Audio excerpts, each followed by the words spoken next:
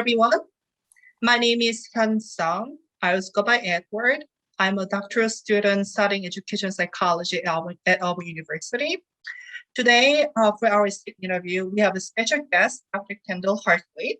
Dr. Kendall Hartley is an associate professor at the University of Nevada, Las Vegas.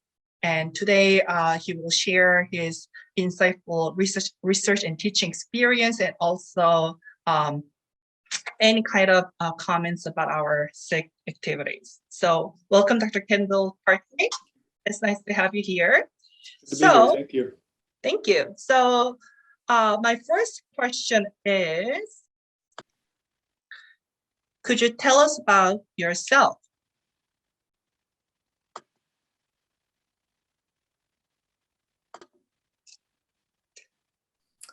So I am a former high school science teacher. I grew up in Nebraska, went to the University of Nebraska, studied science education, completed a master's degree in science education at the University of Iowa, and then went on to complete a PhD back at the University of Nebraska in science education, more curriculum instruction and instructional technology at Nebraska. So I had a really fantastic experience in the sense that I was teaching high school at the time when I was doing my graduate work. And I was also able to kind of go across the street at Nebraska, which one side of the street was Teachers College, which was curriculum and instruction. And the other side of the street was educational psychology. And through some happenstance, I was introduced to Greg Schraw, who has done a lot of great work in self-regulated learning over the years, and introduced me to the concept.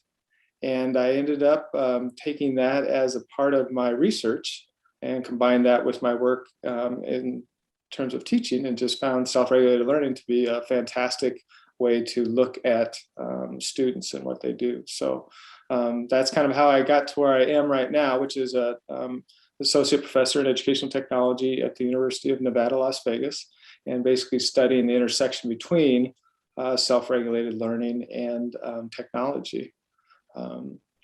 And a little bit about myself. I've actually been here now over 20 years, which is a big change, going from the middle of farming Nebraska to Las Vegas, Nevada, and all the amenities that come with Las Vegas. And enjoy running, enjoy reading, and enjoy just working with students and being in a great atmosphere of learning. Okay, thank you. And our second question is, how has your past student experience shaped you as a researcher?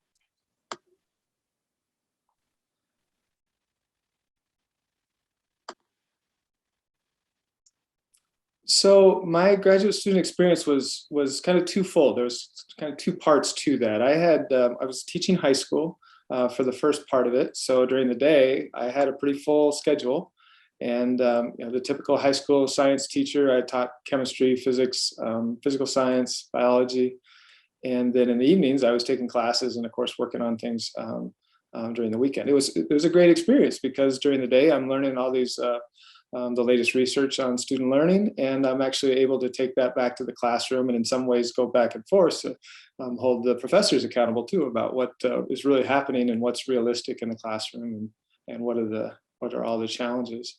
And then for the last part of my PhD, I was actually able to go, I was fortunate enough to get a scholarship to go full time, so I could step away from teaching for a while, which was, as many of the graduate students know, that's a fantastic experience too, because you get to be more involved with the day-to-day workings of the university, whether it be teaching university classes and working with faculty. And that really became key for me because it gave me the opportunity then to work directly with faculty on research programs, research activities. And that really shaped a lot of what I do. A lot of it was, fortunately being able to spend time with Greg Schraw in his office, talking about these are the challenges that students are facing. These are the constructs that we have available to us or that we can study that are related to that. And what's the best way then to help these students be successful? And that was always kind of the core question. And then, given where I had just come from, we could come at it in some very realistic ways to figure out what what were the best ways to approach that. So I learned a great deal in that second half of my graduate student career by just being involved with research and research projects. So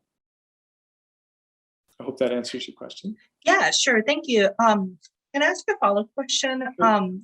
So I think it's really amazing that so basically during the day you taught at high school, but in the evening you basically bring your practical experience to the classroom, and then you're going to explore more theoretical framework. And I think that's really amazing. And that there are many students, probably, who have a similar situation right now. So maybe like those students can be single parents, or, just like you, the students can be teachers at school. So during the day, they basically have a job, and then they can only commit to doctoral work in the evening.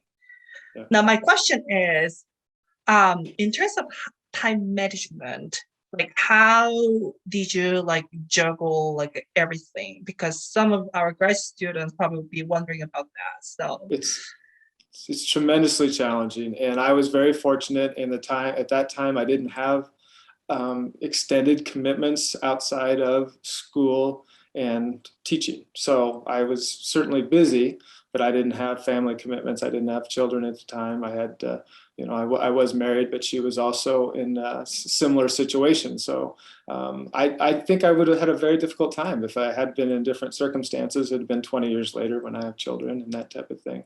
But that being said, I was able to get through it relatively quickly too. And I think that's, if there's a suggestion for others, it's, I don't want to say take your time too long, because you don't want to become a forever graduate student, but make sure you do balance it too. And maybe we'll get a chance to talk about that, because that's important to me later on, that you do balance your work life, your academic life, and your home life.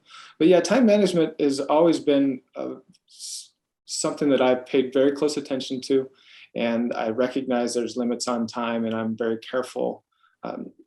I try to be very careful about how I commit my time, making sure that it's well used, and it's towards activities that are going to prove fruitful. So. Okay, sure, thank you. All right, so let's move on to our third question. So our third question is,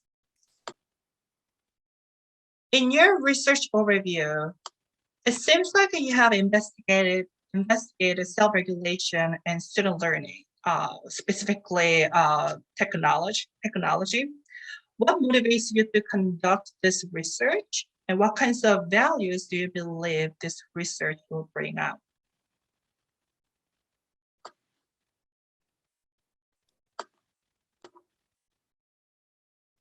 Yeah, so when I was introduced to self-regulated learning by Dr. Shra back in, this would be the mid-90s, I was teaching high school at the time, and I was really passionate about reaching all of my students. It was very clear to me that some were well trained, they knew how to do the school thing, and they were going to do just fine. And then there was this whole other level of students that they really didn't quite get it. And it wasn't because they weren't smart enough. It wasn't because they weren't working hard enough. It was simply because they really didn't understand the strategies that other students were using to get to where they needed to be. And the thing that really got to me was the attributions that students would give to the reasons why they weren't doing as well as the A students. And I think the natural thing for them, and you'd hear the comments about, I'm just not a school person, or they're just much smarter than I am, or they're real intelligent. I'm not necessarily that case. And that just really, I knew that wasn't true.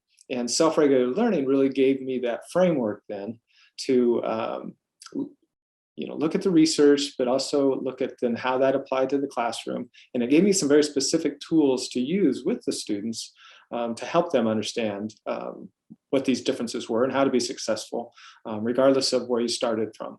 And so that's kind of what motivated me to start that. And then mid-90s, this little history lesson, mid-90s, 1993 is actually when something called Mosaic was introduced, which is the original browser, the original Chrome. So that Mosaic turned into Netscape, and we had Internet Explorer and all those. And now we're all using Chrome or Safari or something like that. Well, that was a brand new thing to schools, and so we actually in the schools had internet connection, which just seems like there wasn't such a time, but that was the case. So I was really interested then in all these tools that were becoming available to the science teacher in particular, and how that might help us with the students, help them learn, especially some complicated science topics. The one that I always think of is the gas laws, the relationship between temperature, pressure, volume. And we'd set up all these really complicated experiments that you could do in the classroom and demonstrations. But then all of a sudden there was these web apps available where students could actually go in and look online, and they could manipulate the different variables, and they could see how that changed the equation. So to me, that was just huge. So, you combine that with the interest in self-regulated learning and the use of technology, it just seemed like a really common thing for me, or a natural thing for me to study. I'd always been very interested in technology, been working with computers since I was small, and I knew there was a lot of potential there. As it turns out, there's a lot of potential, and now we're learning there's a lot of pitfalls too, as we circa 2022 now, when that technology is being used in ways that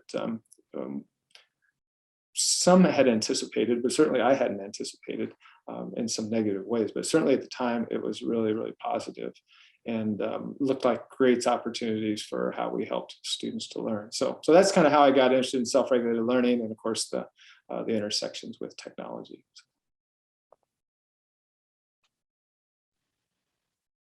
Okay, so thank you, Dr. Kendall Hartley.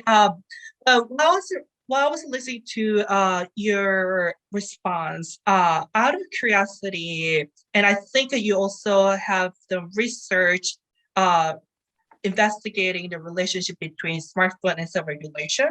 So could you briefly talk about your research and how self-regulation has played an important role when it comes to smartphone? Sure.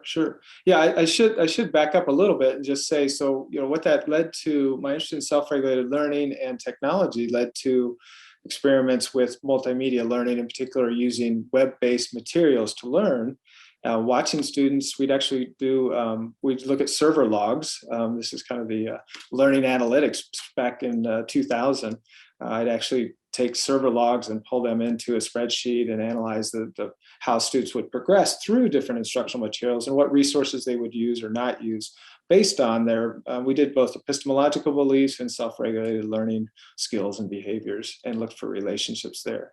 And the upshot of all that was we learned much more then about how students who are more self-regulated would progress more systematically, and you can see a little more definite pattern in terms of how they would do things. That didn't mean they didn't move around, which of course the web promotes. They did some of that, but they did it much more cautiously. And then so fast forward to now, students are not only learning on the web, but they're also using their phone. Their phone is there all the time, and in particular when they're studying. And that was a great interest to me. And it became clear that this is somewhat of a marker for self-regulated learning skills and behaviors. It was back to my high school days, where the students who had certain skills and behaviors were going to just naturally do well. There was a really nice parallel then now with the smartphone becoming so present, and that how students dealt with that became very important. So, we went from when I was teaching in high school to certainly nobody, we didn't have smartphones then. It's not even introduced until 2006 or something. So, but even then we were aware of the distractions that were coming online, and how all these variety of options when you did something online would be problematic for some students. So now you fast forward to not only 2006 when it was introduced, but now 2018, 17, 18, I started doing some of this specifically. And we're up to now 100% of students have a phone. Everybody. It's, I do surveys of this, thousands of students. I had one said, no, I don't have a smartphone, I have a flip phone. Otherwise, everybody has a smartphone. So what does this mean then for the learner? And it becomes a real challenge. And so what we've done is we've looked at we've asked students, what are your behaviors when you're studying? We did an inventory called the Smartphone and Learning Inventory, where we asked questions about, while you're studying, do you also have social media going at the same time? Do you respond to direct messages via social media when you're studying? Are you actually watching videos? Do you have videos running in the background? Many of them do have videos running in the background. Or do you silence your phone, and those types of things. And then we also ask them, of course, questions about their self-regulated learning skills. We use the Pinterest MSQL, and we would also use Greg Schraw's metacognitive awareness inventory and ask questions about that. And lo and behold, of course, we found a relationship, very strong relationship between those skills and then how they would actually use the smartphone. Those that are more highly self-regulated, much more likely to do what we would call maybe smart or efficient behaviors of turning off the cell phone or putting it in their backpack or simply disregarding it while they're studying. And then the next step of that then is we look for, so what can we do about this? What sort of intervention could we do? So we've tested a real short-term intervention where when we're asking these questions about their self-regulated learning and their smartphone use, we also introduce them to a vignette of a student, a successful student, and how they addressed some of these challenges and what they did with, whether it be their smartphone. We do one situation where it's more about just time management and when they're studying sort of practices, but another one kind of specifically about smartphone and focus and that kind of thing. And we found that we could shift those behaviors again to reduce them, and even some modest relationships with achievement, both that class and whatever other classes they were enrolled in that semester. So that's, to me, it was really exciting and rewarding, and we're continuing in that work. And I'd like to kind of figure out better ways to kind of get that out to folks. And I think it's something that students and all of us could really use, is strategies for how to best use the smartphone and how to be strategic about its use. And this is probably more than what you wanted, but I'm really concerned now that the major corporations have such a vested interest in not our interests. And that is, especially as a student, their interest is in gaining your attention, holding your attention for as much and as long as possible. And that, of course, is counterproductive to everything else that you should be doing at that particular time, whether it's family or your studies or that type of thing. So there's a real challenge there. And we really need to up our game in terms of helping all of us better understand what these devices are doing and how better management of our own cognitive skills and cognitive resources could help us address that. Thank you so much for sharing your detailed experience, and then I really appreciate it. And then I believe that our audience definitely will find your response very interesting and effective for our teaching. So thank you so much. So now let's move on to our next question. What are some recommendations that you want to share with graduate students?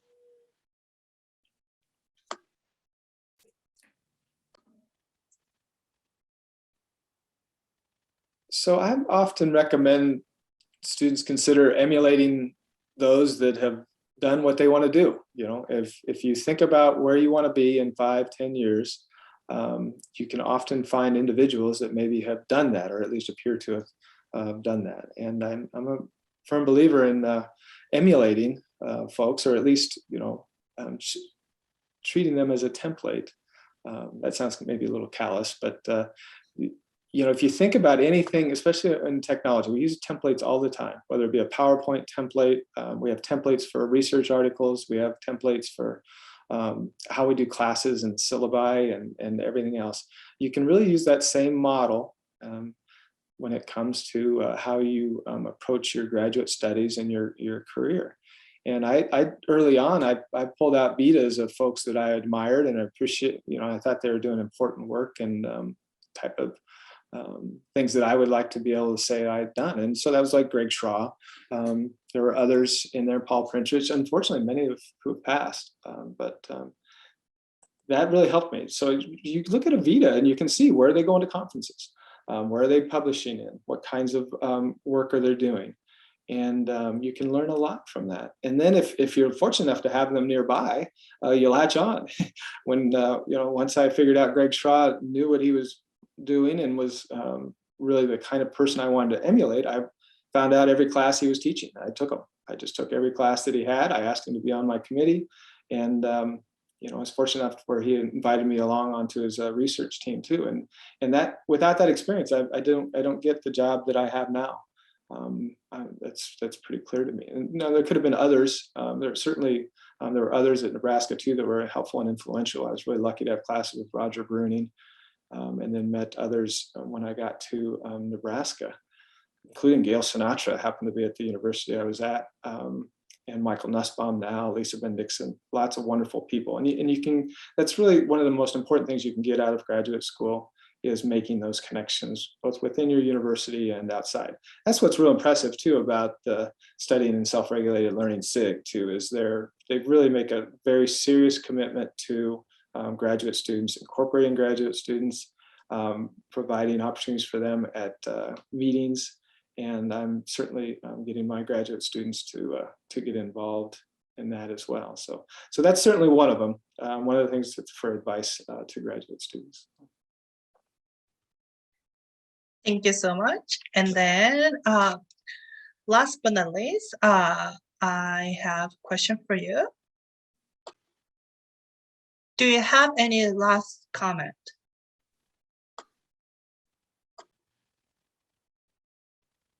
So I'm a firm believer in balance, and you kind of prompted some of this earlier about how do you figure out how to do graduate school, and I was teaching at the time, and that doesn't stop after graduate school too.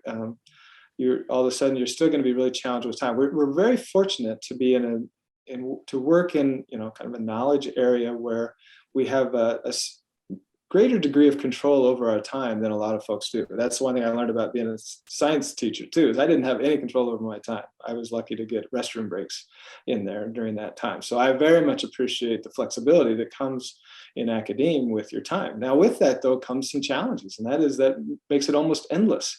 When do you stop working? When do you, it's not uncommon for people in our world to be working late at night or early mornings, and it's not really clear when their downtime is. So I would, my colleagues as well as graduate students, I'm always encouraging them to find that balance. You need to take care of yourself. And we study this, cognitive idea of how much mental workspace do you have. And that's temporal as well as at any moment. So all of these things that we have going on, we need to kind of find where the stopping point is. For example, paper. You've written a paper for a conference or whatever, and it's never quite done, right? It's never perfect. You could always go back and you could do more, but you have to somewhere find the time or find where the limit is, where that needs to stop. Same with teaching.